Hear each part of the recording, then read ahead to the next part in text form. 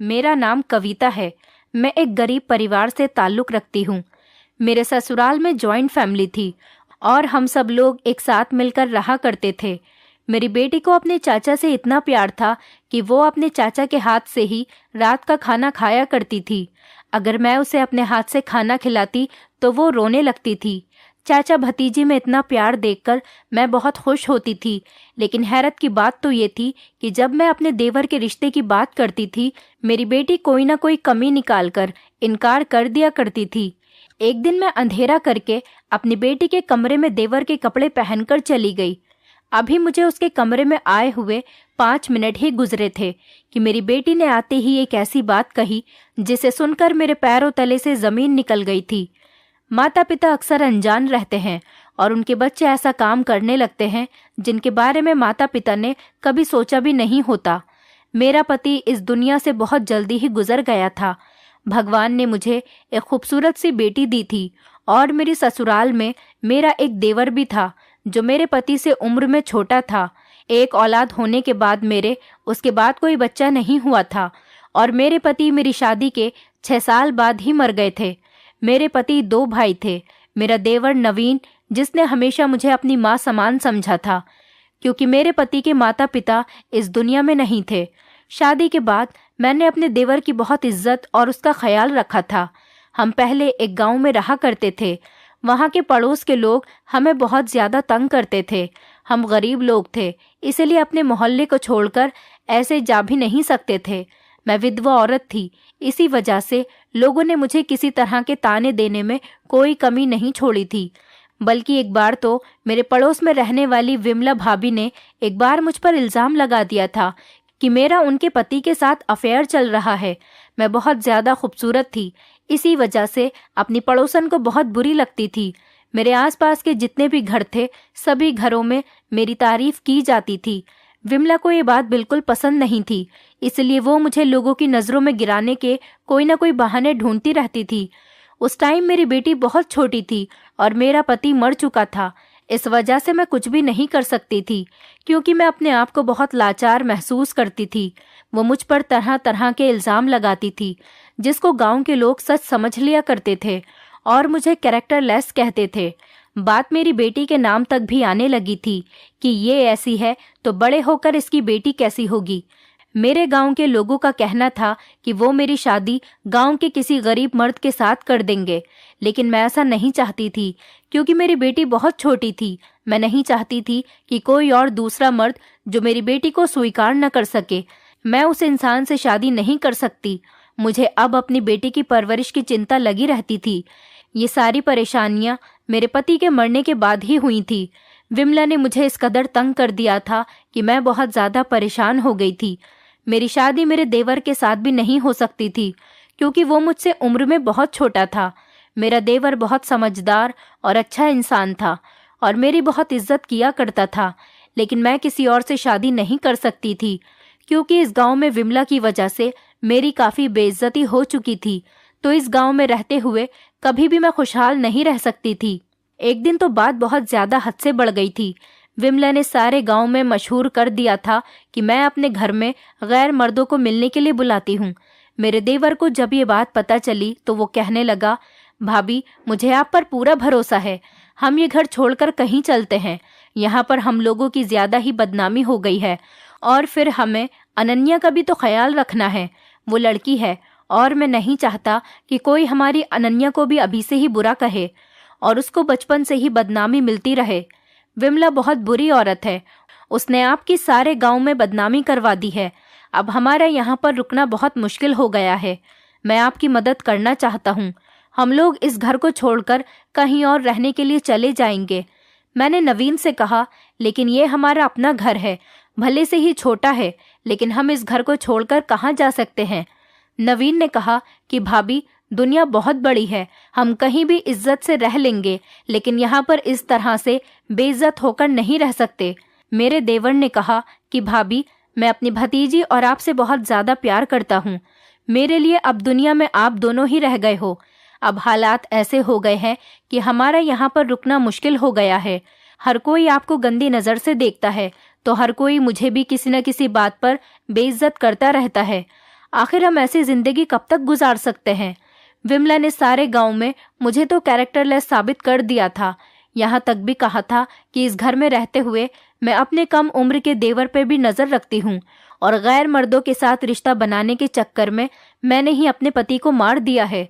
मैंने अपने पति से लव मैरिज की थी और मेरा पति मुझे शहर से भगाकर अपने इस गांव में लेकर आ गया था। मेरी खूबसूरती और मेरी लव मैरिज ने मुझे बेइज्जती और बदनामी के सिवा कुछ नहीं दिया था। मैंने सोचा था कि शादी करने के बाद जब मैं अपने पति के घर पर आ जाऊंगी तो सुकून से जिंदगी गुजार सकूंगी, लेकिन मुझे नहीं पता था कि यहाँ आकर तो मेरा सुकून ही खत्म होने वाला है।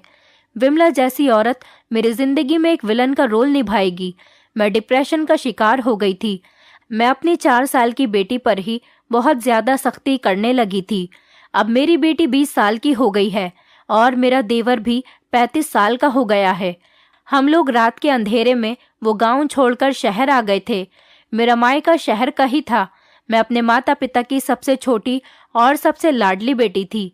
मेरा पति गांव से शहर में काम करने के लिए आता था और तभी मेरा उससे अफेयर चल गया था।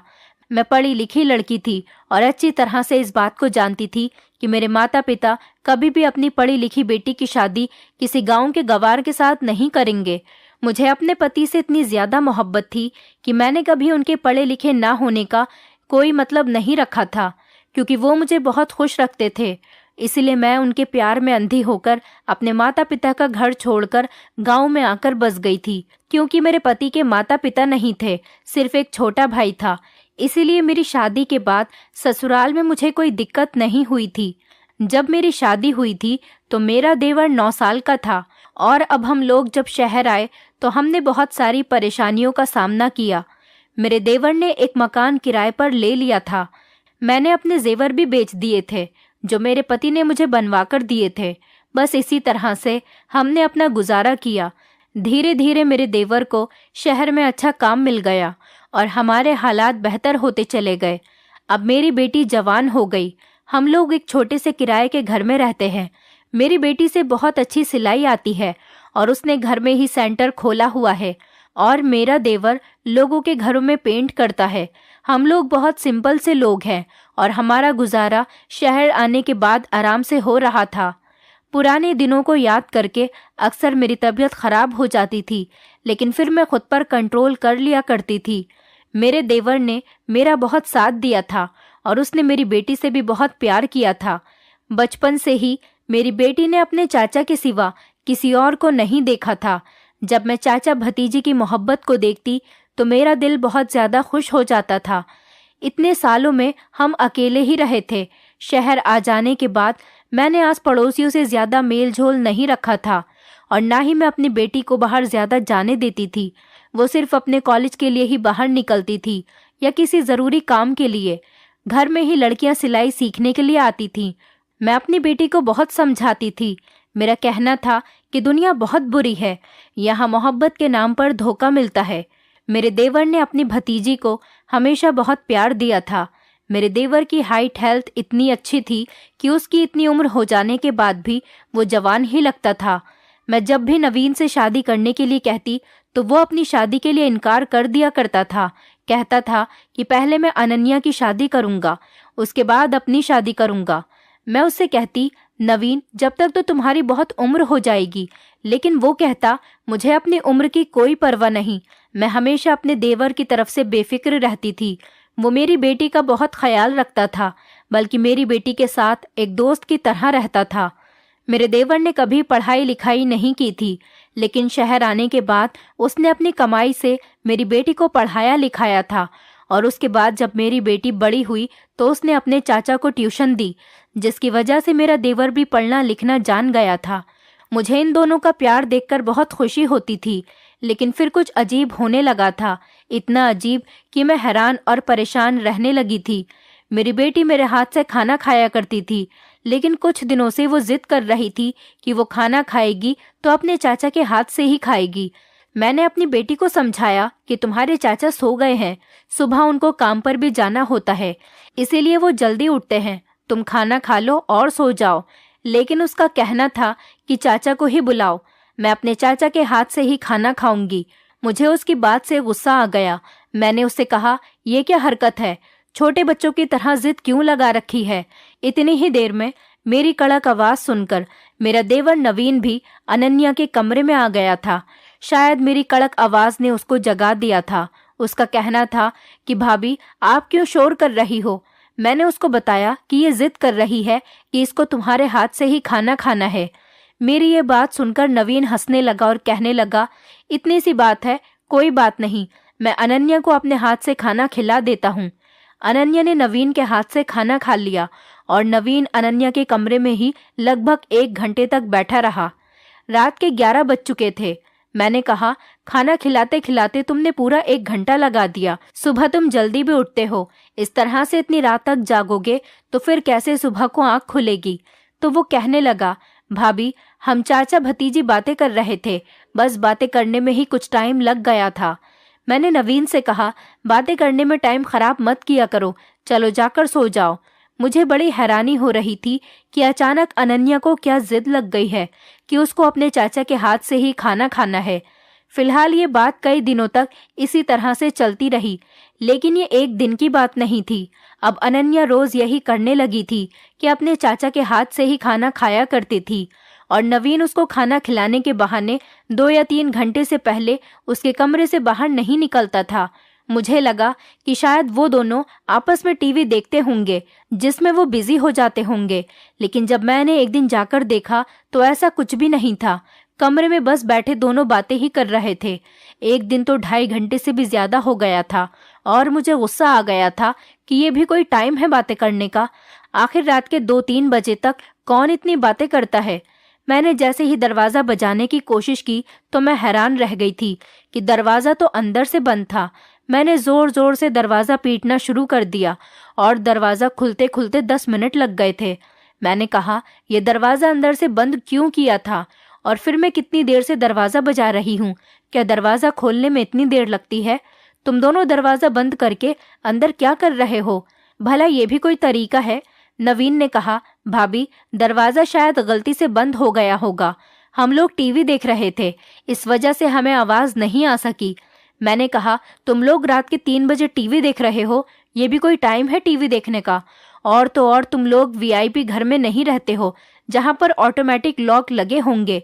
ये ऑटोमेटिक दरवाजा नहीं है जहां पर कुंडी खुद ब खुद लग जाएगी। मैंने अपने देवर से कहा, जाओ जाकर अपने कमरे में सो जाओ और आइंदा दोनों ऐसी हरकत नहीं करना।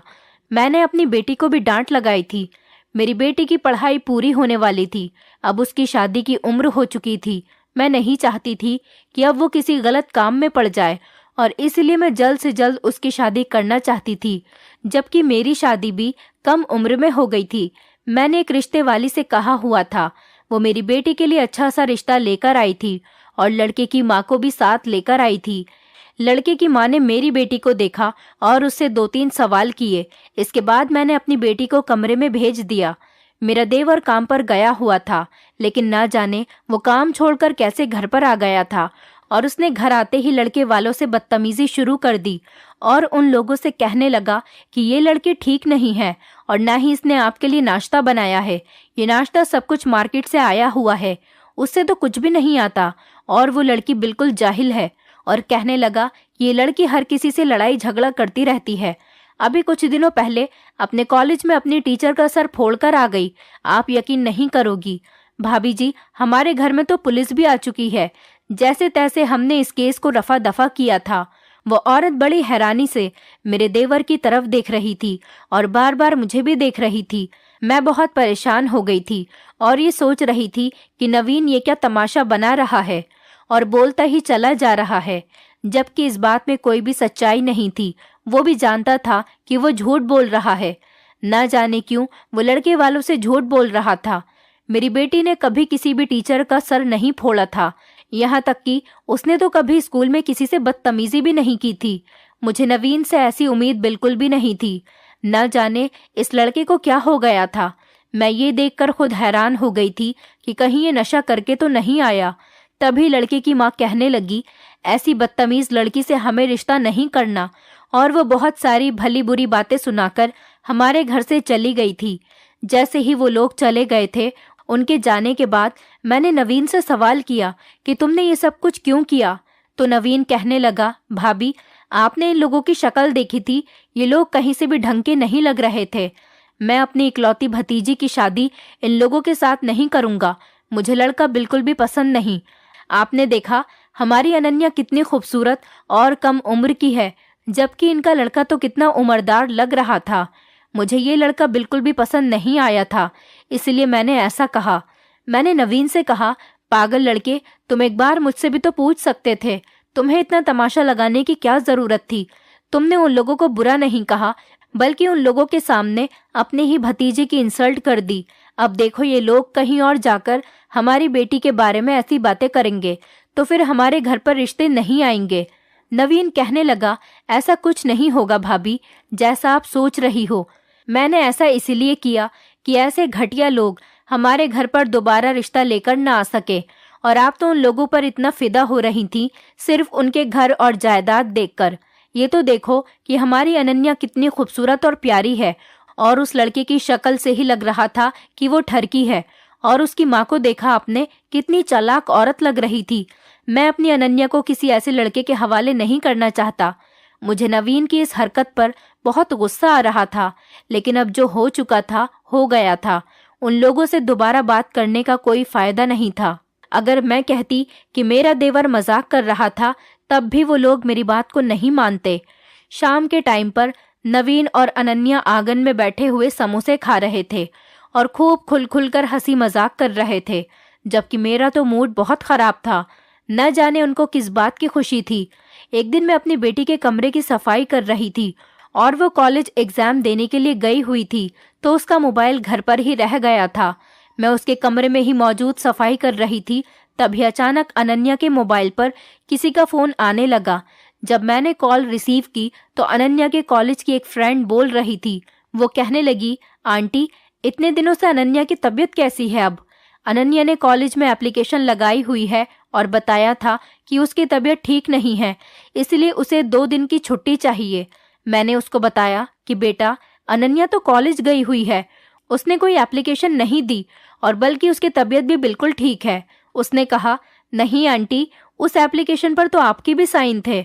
अनन्या ने तो मुझे बताया था कि कॉलेज में एग्जाम चल रहे हैं और वो एग्जाम देने के लिए ही कॉलेज गई हुई है, लेकिन उसकी सहेली ने बताया कि नहीं आंटी, कॉलेज में एग्जाम नहीं चल रहे, बल्कि काफी दिनों से अनन्या कॉलेज आ ही नहीं रही। मैं बहुत परेशान हो गई थी कि ना जाने मेरी बेटी ये क्या कर रही थी।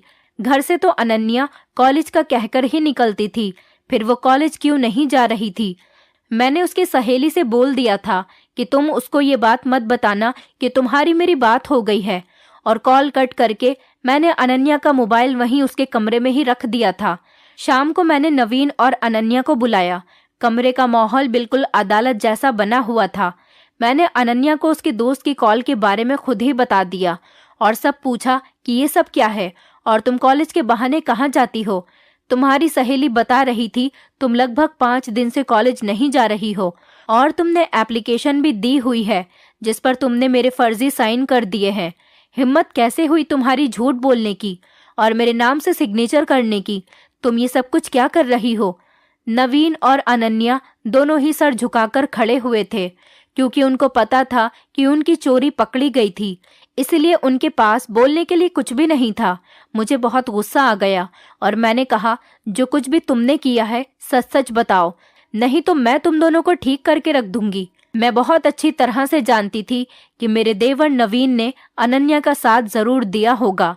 मैंने अपनी बेटी से कहा कि मैं तुम्हें पैसे देना बंद कर दूंगी, फिर देखूंगी तुम अपना खर्च कैसे करोगी। तभी अचानक अनन्या कहने लगी, माँ, मैंने कुछ दिन की छुट्टी ले ली थी और मैं अपने दोस्तों के साथ मूवी देखने के लिए जाया करती थी। चाचा की परमिशन लेने के बाद और हम सब लड़कियां आपस में मिलकर पार्क में घूमने जाते थे। मैंने कहा कि तुम्हें संडे का दिन घूमने के लिए और मूवी देखने के लिए नहीं मिलता है क्या? नवीन ने कहा, भाभी, मेरा दिल कर रहा था मूवी देखने जाने का, इसलिए मैंने ही कहा था अनन्या को कॉलेज की छुट्टी करने को और आपसे झूठ बोलने को। मैंने कहा, नवीन, आखिर तुम लोग क्या कर रहे हो? तो वो कहने लगा, भाभी, मुझे माफ कर दो, मैं आपसे माफी मांगता हूँ, और अनन्या को भी माफ कर दो, इसमें इसकी कोई गलती नहीं, बस मेरा दिल कर रहा था इसीलिए मैंने अनन्या से कॉलेज की छुट्टी लेने के लिए कहा था और हम लोग एक दिन मूवी देखने के लिए गए तो एक दिन पार्क चले गए थे। इन दोनों का बिहेवियर मुझे बिल्कुल भी समझ में नहीं आ रहा था। न जाने ये लोग क्या कर रहे थे। घर में भी मेरा देवर और मेरी बेटी यही सब अजीब अजीब तरह की हरकतें घर में भी किया करते थे। मैं अब इन दोनों पर कड़ी नजर रखने लगी थी। ये दोनों घर में खूब हंसी मजाक करने लगे थे तो कभी आपस में 2-2 घंटे बैठकर बातें करते थे। चाचा भतीजी में कुछ ज्यादा ही मोहब्बत हो गई थी। इन दोनों को एक दूसरे के अलावा और कोई दिखाई नहीं दे रहा था। इस बीच मैंने अनन्या के लिए एक और रिश्ता देखना शुरू कर दिया और मैंने अपने देवर को कहा था, अगर लड़के में कोई कमी दिखे तो मुझे बताना। लोगों के सामने तमाशा बनाने की कोई जरूरत नहीं, क्योंकि तुम इतना नहीं जानते हो कि ऐसा करने से तुम्हारी अपनी भतीजी की ही बदनामी होगी और इस तरह से तुम्हारी भतीजी के रिश्ते आने भी बंद हो जाएंगे। ये बात सुनकर मेरे देवर ने एक बड़ी अजीब सी बात कही। उसने कहा कि मेरी भतीजी को रिश्तों की कोई कमी नहीं। मैंने नवीन से कहा कि क्या कहना चाहते हो तुम, मतलब क्या है तुम्हारा कि रिश्तों की जरूरत नहीं। मेरा देवर कहने लगा, भाभी बस मेरे मुंह से निकल गया, ऐसी भी कोई बात नहीं। मैं तो अपने देवर और अपनी बेटी से बहुत ज्यादा परेशान हो गई थी। पता नहीं ये क्या करते रहते थे और अपने दिमाग में क्या सोचते हैं। ये मेरी ही वजह से हुआ था कि मैंने अपने देवर और अपनी बेटी को कुछ ज्यादा ही छूट दी हुई थी। इस बार मैंने अपनी बेटी के लिए जो रिश्ता ढूंढा था उसमें से कोई गलती निकाल ही नहीं सकता था। लड़का बहुत कम उम्र का था, देखने में भी हैंडसम था। उसकी फैमिली भी बहुत अच्छी थी और अमीर परिवार से ताल्लुक रखता था। उसके माता पिता बैंक में नौकरी करते थे। लड़का खूबसूरत और गोरा चिट्टा था और मेरी बेटी से उम्र में ज्यादा बड़ा भी नहीं था, बल्कि उसकी उम्र के बराबर ही होगा। और लड़के वालों को मेरी बेटी बहुत पसंद आ गई थी, क्योंकि मेरी बेटी अनन्या बहुत ज्यादा खूबसूरत थी। मैंने जब अपने देवर की तरफ देखा कि अब तो वो कोई गलती नहीं निकाल सकता, नवीन चेहरे से बहुत ज्यादा परेशान लग रहा था। लड़के वालों ने कहा कि हमें आपकी बेटी बहुत पसंद आ गई है और हम जल्द से जल्द मंगनी की रस्म करना चाहते हैं और जल्द से जल्द शादी करके आपकी बेटी को अपने घर लेकर जाना चाहते हैं। मुझे ये बात सुनकर बहुत खुशी हुई थी और मुझे उनकी ये बात बहुत अच्छी लगी थी। उन्होंने कहा, अब हम आपके घर पर आ गए हैं, एक बार आप हमारे घर आकर सारी इन्फॉर्मेशन ले लो, उसके बाद सारी बात बैठकर कर ली जाएगी और शादी की डेट भी फिक्स कर ली जाएगी। मुझे एक बात बहुत पसंद आई थी, उन्होंने हमें अपने घर आने के लिए फौरन ही इनवाइट कर दिया था। मैंने भी कह दिया था कि हम 2-3 दिन बाद आप लोगों के घर पर आ जाएंगे। जब वो लोग हमारे घर से चले गए तो मेरा देवर कहने लगा, हम यहाँ पर भी रिश्ता नहीं करेंगे। मैंने नवीन की तरफ हैरान होकर देखा, जैसे कि वो मेरी बेटी की शादी होने देना ही नहीं चाहता था। मैंने कहा, क्यों नहीं करेंगे, क्या खराबी है इस रिश्ते में?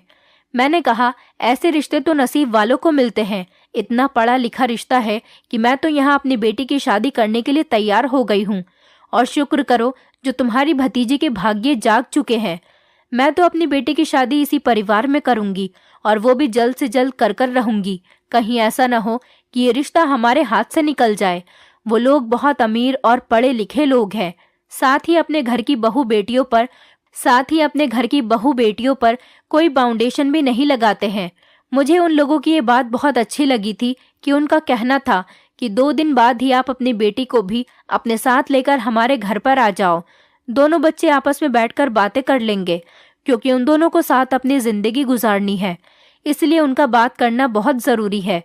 मुझे उनका ये बिहेवियर बहुत ज्यादा पसंद आया था, क्योंकि ऐसे लोग बहुत कम होते हैं जो लड़का लड़की को शादी से पहले बात करने की परमिशन देते हैं। मैंने तो अपने देवर से और अपनी बेटी से दोनों से ही कह दिया था कि शादी तो वहीं पर ही होगी।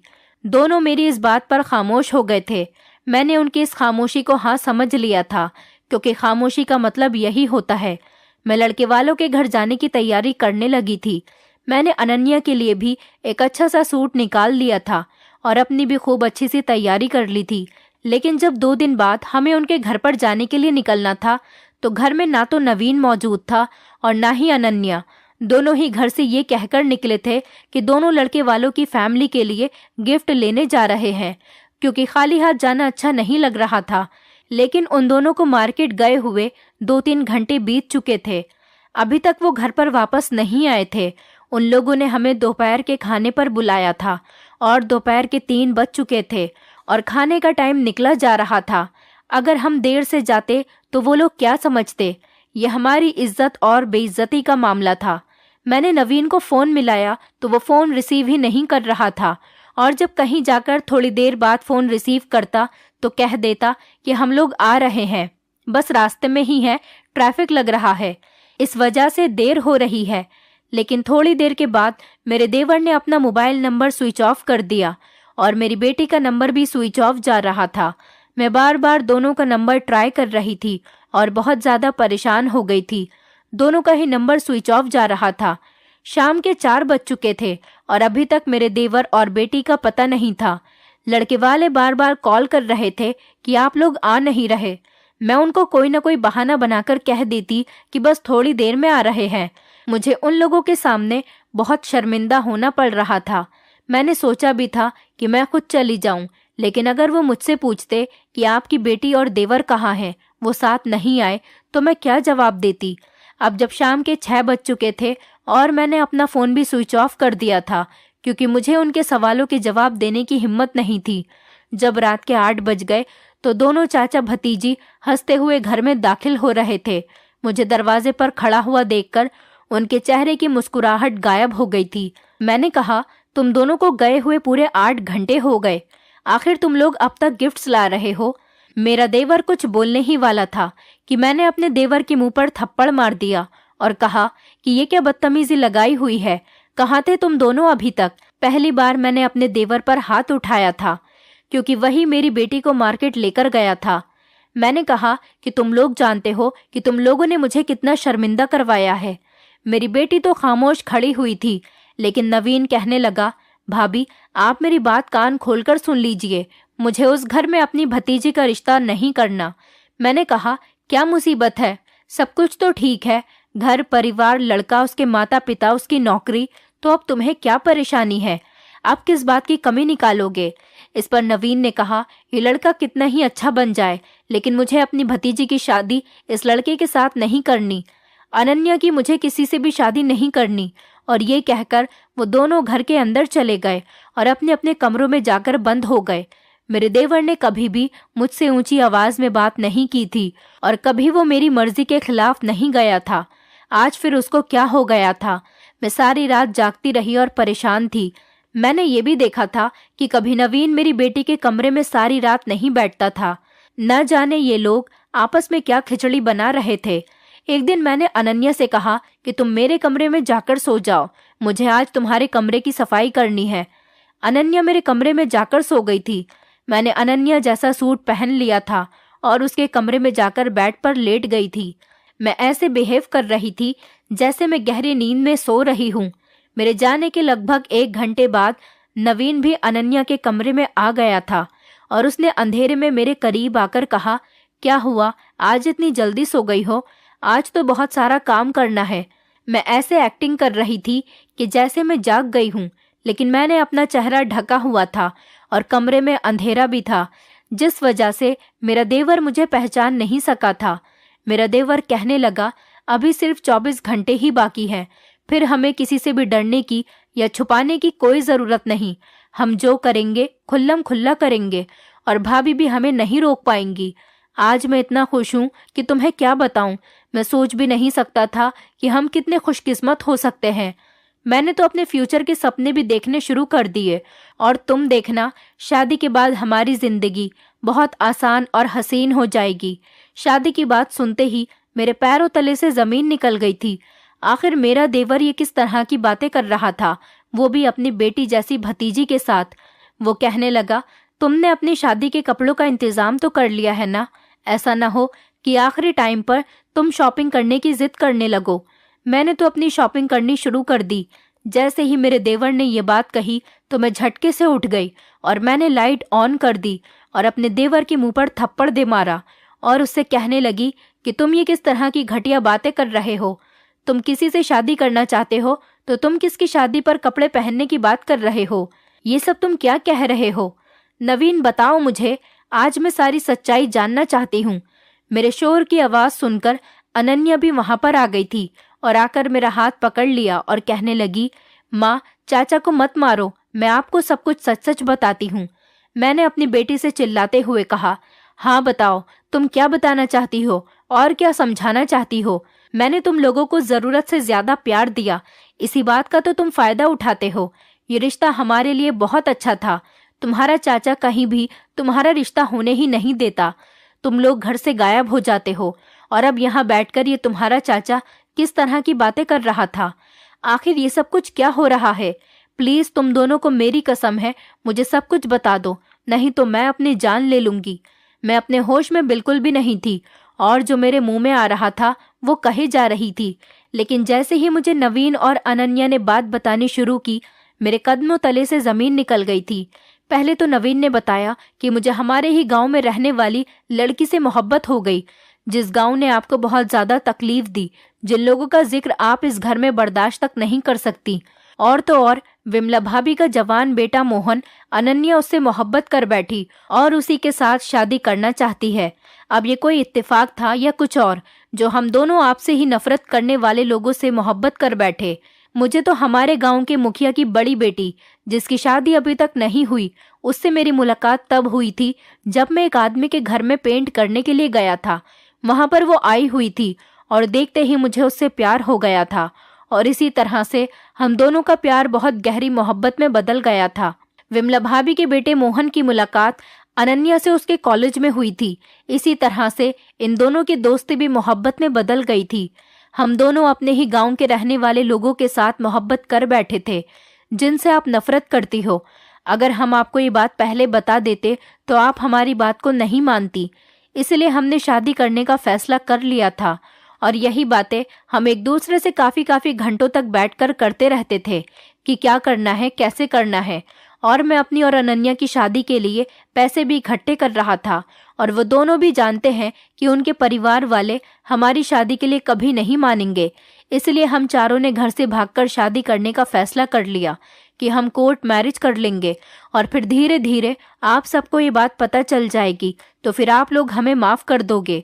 भाभी, हम अपनी मोहब्बत के आगे मजबूर हो गए थे। हम आपको तकलीफ नहीं पहुंचाना चाहते थे। हम क्या करते, क्योंकि हम मोहब्बत कर बैठे थे।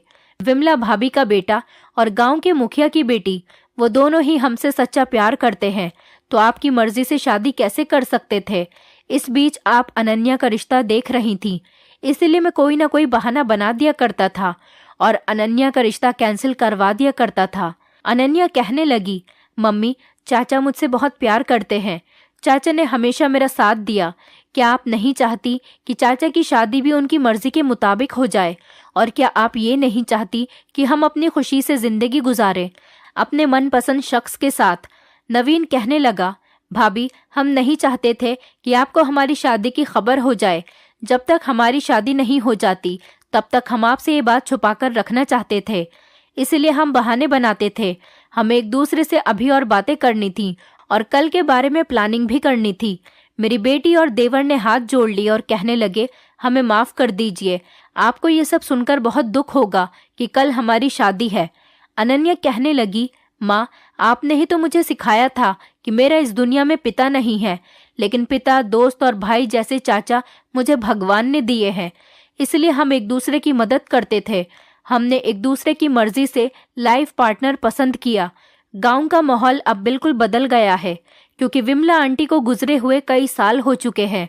अब सब सुधर गए। कोई भी अब आपको वहां कुछ नहीं कह सकता, क्योंकि पहले लोग आपकी लाचारी का फायदा उठाया करते थे। अब तो हमारे हालात पहले से बहुत बेहतर हो गए। इसलिए किसी की मजाल नहीं कि कोई मेरी माँ पर उंगली भी उठा सके। आपकी बेटी इतनी हिम्मत वाली हो गई है कि वो अपनी फैमिली के किसी भी मेंबर के साथ बदतमीजी करने वाले के हाथ पैर अच्छे से तोड़ सकती है। नवीन कहने लगा, हाँ भाभी, अनन्या बिल्कुल ठीक कह रही है। विमला भाभी का बेटा मोहन बहुत अच्छा और पढ़ा लिखा लड़का है। वो यहीं अपने शहर में ही नौकरी करता है, अच्छा कमाता है, अच्छा खाता है। मोहन के माता पिता दोनों ही इस दुनिया से जा चुके हैं। अब हमारी अनन्या को वहाँ किसी चीज की कोई कमी नहीं होगी। उसका घर भी अब पहले जितना छोटा नहीं रहा। उसने अपनी कमाई से घर को बड़ा कर लिया और मुखिया की बेटी की उम्र मेरी ही जितनी हो गई। मुखिया जी के मरने के बाद उसकी सौतेली माँ ने आज तक उसकी शादी नहीं की, इसीलिए मैं उससे शादी करना चाहता हूँ। वो मुझसे बहुत प्यार करती है। मैं उसे अपने घर की इज्जत बना लूंगा और मुझे पता है आप उसे बहुत खुश रखेंगी। वो दोनों बोलते जा रहे थे और रोते जा रहे थे। ये बात तो सच थी कि ये लोग अगर मुझे सच बताते तो मैं कभी भी हाँ नहीं करती और उस गांव से कभी उनको नाता जोड़ने नहीं देती। लेकिन शायद सही कहते हैं, आप जो नहीं चाहते वही आपके साथ हो जाता है। मैं उस गांव से बहुत दूर आ गई थी, लेकिन उसी गांव से दोबारा नाता जुड़ गया था। इनको प्यार हुआ तो उसी गांव में रहने वालों से। मैं एक तरफ तो अपना सर पकड़कर बैठ गई थी। मुझे समझ में नहीं आ रहा था कि मैं क्या फैसला करूं। वो दोनों मेरे कदमों में बैठ गए थे और उन्होंने मेरे पैर पकड़ लिए थे और कहने लगे, प्लीज मान जाओ, हमारी खुशी में शामिल हो जाओ। हम उन दोनों के बिना खुश नहीं रह पाएंगे। अगर आप चाहती हो कि हम आपकी मर्जी के मुताबिक शादी कर लें तो जहां आप कहोगी वहीं पर शादी कर लेंगे, लेकिन हम कभी खुश नहीं रहेंगे। मैंने उन दोनों के सर पर हाथ रखा और कहा कि तुम्हें क्या लगता है कि मुझे तुम लोगों की खुशी की कोई परवाह नहीं? हम लोगों की खातिर ही तो उस गांव से निकलकर यहाँ पर आ गए थे और तुम दोनों की वजह से ही मैंने दूसरी शादी भी कभी नहीं की थी। मैंने अपनी सारी जिंदगी तुम लोगों के हवाले कर दी थी। क्या अब मैं तुम दोनों के लिए इतनी सी भी कुर्बानी नहीं दे सकती? ठीक है, मैं गांव जाकर मोहन से बात करना चाहती हूँ और उस लड़की के घर पर रिश्ता लेकर जाना चाहती हूँ जिससे नवीन शादी करना चाहता है। शादी अब कोर्ट मैरिज के तरीके से नहीं बल्कि इज्जत के साथ होगी। तुम दोनों की शादी मैं ही करवाऊंगी। तुम्हें कोर्ट मैरिज करने की कोई जरूरत नहीं। वो दोनों रोते हुए मेरे गले से लग गए थे। मैंने उन दोनों को बहुत ज्यादा प्यार किया था। आखिर मेरे लिए मेरा देवर और मेरी बेटी ही सब कुछ थे, इसलिए मैंने अपनी सारी खुशियां उन पर कुर्बान कर दी थी। तो क्या मैं उनकी खुशी के लिए इतनी सी भी बात नहीं मान सकती थी? और जिस गांव की बात हो रही थी उस गांव से मुझे बड़ी बेइज्जती मिली थी, लेकिन अब सब कुछ ठीक हो गया है। ये बात काफी सालों पुरानी है, तो मैं भी इस बात को भूलना चाहती हूँ। मैं गांव गई और मुखिया की बेटी से अपने देवर के लिए रिश्ता मांगने चली गई। और दूसरी तरफ मोहन के माता पिता तो मर चुके थे, लेकिन उसकी एक कुंवारी बहन थी। वो अपनी बहन को लेकर हमारे घर पर आ गया था। उसने अनन्या का रिश्ता मांग लिया था और फिर एक ही दिन में अपनी बेटी को विदा किया और दूसरी तरफ अपनी देवरानी को घर लेकर आ गई थी। अब वो दोनों बहुत खुश हैं और अपनी जिंदगी आराम से जी रहे हैं। मेरी खुशी तो मेरा देवर और मेरी बेटी ही थे, इसीलिए मैंने पुरानी सारी बातों को खत्म कर दिया था। मेरी बेटी अपनी ससुराल में बहुत खुश रहती है। विमला का बेटा बिल्कुल भी विमला पर नहीं गया। वो बहुत अच्छा और समझदार है। उधर मेरी देवरानी भी बहुत अच्छी है। दोस्तों, उम्मीद करती हूँ आपको हमारी कहानी पसंद आई होगी। कहानी पसंद आई है तो वीडियो को लाइक करें, चैनल पर नए हैं तो चैनल को सब्सक्राइब करें और हाँ, नोटिफिकेशन बेल को जरूर दबाएं ताकि अगली अपडेट सबसे पहले आपको मिले।